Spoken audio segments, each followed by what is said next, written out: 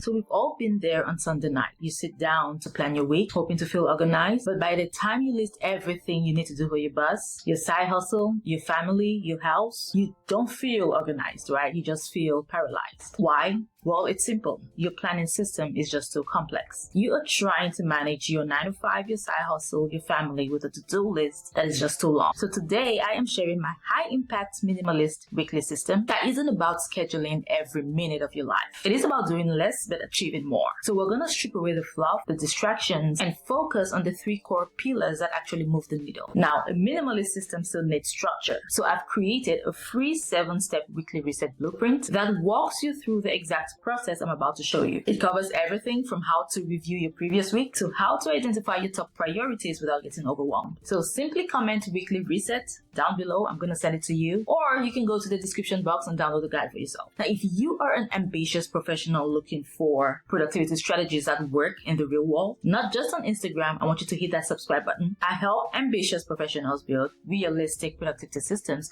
so they can be able to manage a full-time job and also find time to create or build their side hustles. So make sure you subscribe to this channel for weekly videos. So I used to have this ritual every night before bed, right? I would write down my to-do list for the next day. And every single night, that list was massive. So I'm going to stare at it feeling productive, but the truth was I never ever completed that list. Now, one of my clients was in the exact same boat. She told me I keep adding to the list, but I never really get the important things done. So we were both busy, but we weren't moving forward. Now, everything changed when I stopped using to-do lists and instead focused on my weekly reset system. I went from staring at a long, overwhelming list every morning to having specific time blocks dedicated to my most important tasks on my calendar. So the shift was drastic, right? My client went from feeling overwhelmed and burnt out to feeling peaceful and in control. And she said focusing on her one thing at each stage in her journey is what changed her life. And the results speak for themselves, right? She was able to land a new job, and I was able to create this program and actually sign my first 3 clients. So I'm getting more done now, not because I am busier, but because I am finally getting the important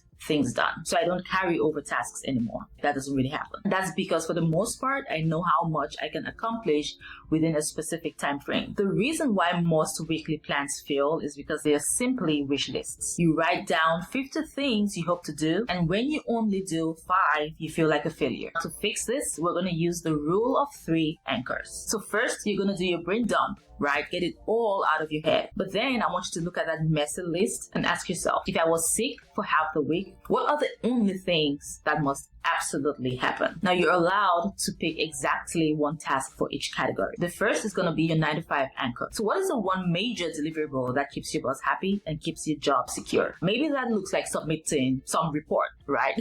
Whatever that is. Everything else, whether it's meetings or emails or whatever, those are the things that are just kind of noise. It doesn't mean that they're not important. It means that the report is the most important thing, and that is what you must absolutely get done. The other things are probably going to get done. You are going to get it, but you're going to focus more on submitting that report. And then the other things are like your secondary priorities. Those are just the noise around your anchor. Now, the second thing is your side hustle anchor, and that is for growth. So this one is tricky, right? You do not want to pick like a maintenance task like answer DMs to be your top priority. What you want to do is you want to pick a growth task, right? What is the one thing that moves your side hustle forward? That can look like script to YouTube videos, because that is what builds your audience, or they can look like send 5-page emails. So if you do nothing else for your side hustle this week, but you are able to do this one task, that still means you are moving forward. Now, the final thing in your rule of 3 anchor is your life anchor, and that is for your sanity, basically. And this is the one that we usually forget, but you want to figure out, what do you need? Is it meal prep so you eat well? Is it gym sessions so you are more healthy? Or is it a zero plan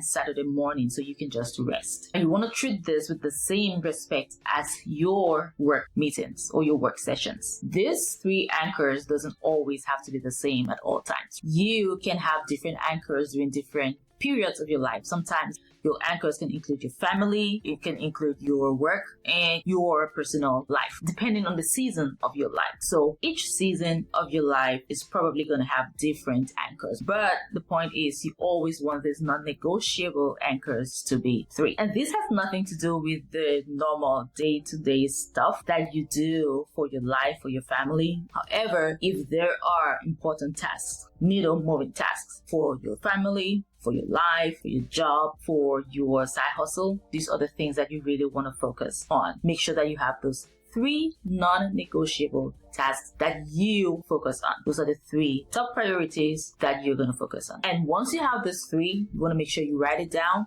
and you add it to your calendar, or you can write it in a sticky note and place it on your computer so you see it and you do not forget it. Because these are your non-negotiables, right? Everything else on your list are kind of extra credit.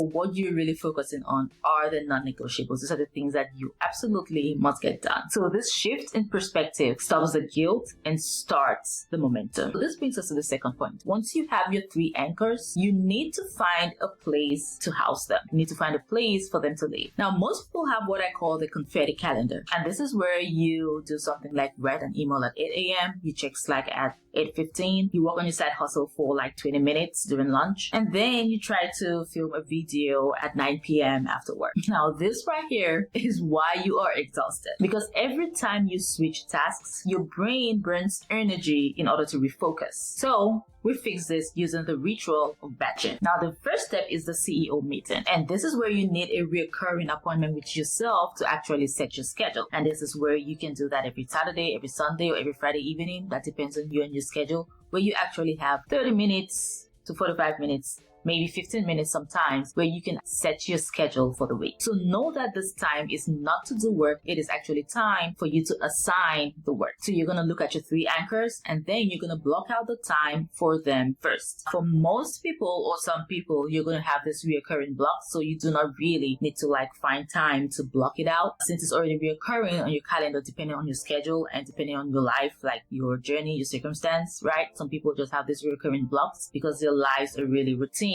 at some point. However, if you have a situation where it's not very routine, maybe even your work hours are not standard and you have different things that pop up every now and then, this is the point where, yes, every week you have to schedule this time on your calendar when you're going to get these tasks done. However, if you have a recurring block on your calendar, you can equally switch it out, change it depending on what happens, depending on circumstances and situations that pop up throughout your life. Now, the second step is context batching. So stop trying to do a little bit of everything every single day, right? You want to group your tasks by the brain power that they require for you to get them completed. So you want to do all the emails, scheduling, and maybe DMs, Slacks in one single 30-minute block. And this is the block when you do not have high energy. These are your lower energy tasks, the lower energy blocks where you do this kind of tasks. So do not do emails, reply to emails and DMs during high energy blocks, because you're kind of not using your time effectively, basically. Now, for your deep work batch, which is when you have high energy, your deep work is when you really have high energy to focus and really think and be more strategic. This is when you are gonna do more strategic side hustle tasks. For example, if you need to write content where you need to think, do research and all of that,